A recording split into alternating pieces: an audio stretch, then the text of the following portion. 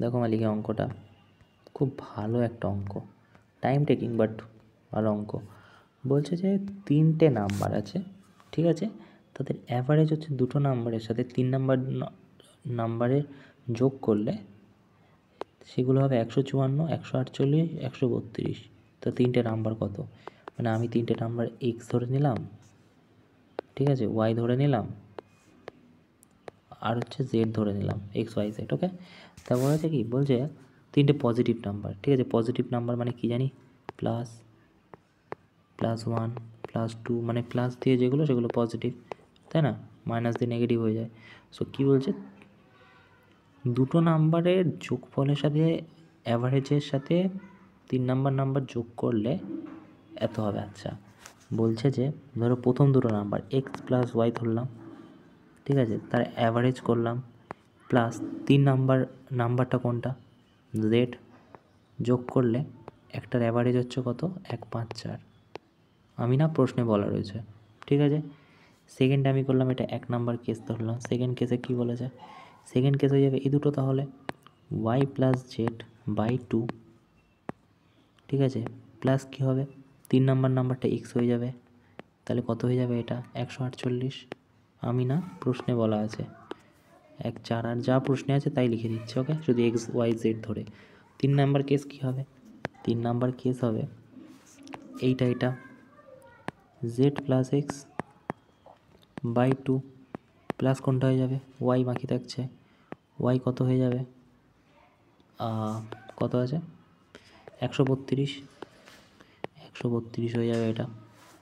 ওকে, এবারে দেখো, তো এইটাই আমাকে প্রশ্নতে বলা রয়েছে।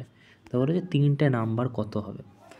আমি যদি 1 নাম্বার কেসটা দেখি ভালো করে, বাবা জায়গা নেই, 1 সেকেন্ড।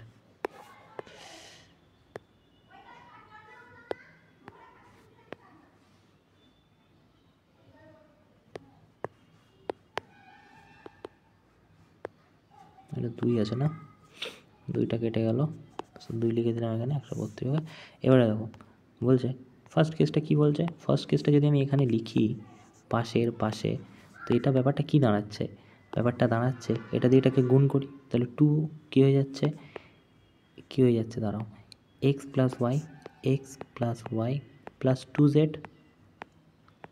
2z হয়ে যাচ্ছে, 2z হয়ে যাচ্ছে, আর নিচে 2 থাকবে বাকি, 2টা কী হবে এর সাথে গুণ হয়ে যাবে, তাহলে 8, 154কে গুণ করলে 8, 10-এর 0, হাতে 1,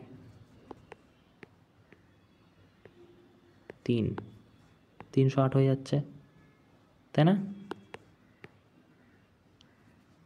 হ্যাঁ, 308 হয়ে যাচ্ছে। এবারে এটাই কী হবে, এটা যদি তুমি ভালো করে দেখো, এখানে যদি আমি করি এরকমভাবে, তাহলে ওয়াই লিখে দিচ্ছে, জেড লিখে দিচ্ছে, আর এখানে কী হয়ে যাবে, প্লাস হয়ে যাবে, 2টা এখানে গিয়ে গুণ হবে, 2x হয়ে যাবে, আর নিচের 2টা এদিকে গিয়ে গুণ হয়, 2x হয়ে গেল, আর নিচের 2টা এদিকে গিয়ে গুণ হলে কী হয়ে যাবে, ইজিক্যাল টু 8,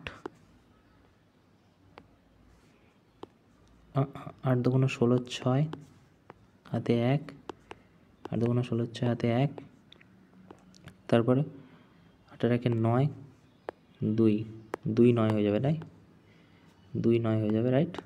ওকে, 1 সেকেন্ড, 2 9 হয়ে যাবে, 2 9। ওকে, তারপরে কি বলছে, তারপরে বলছে এটাতে ওই রকমই হবে, কী হবে, জেড হয়ে যাবে এখানে, এক্স হয়ে যাবে এখানে, এটা 2y হয়ে যাবে, আর এটা কী হয়ে যাবে, 2y হয়ে যাবে, আর এটা হয়ে যাবে তোমার 4 6 2, 2 4 6, তাই না? গুণ করে নিও, এটাই হয়ে যাবে 2 4 6,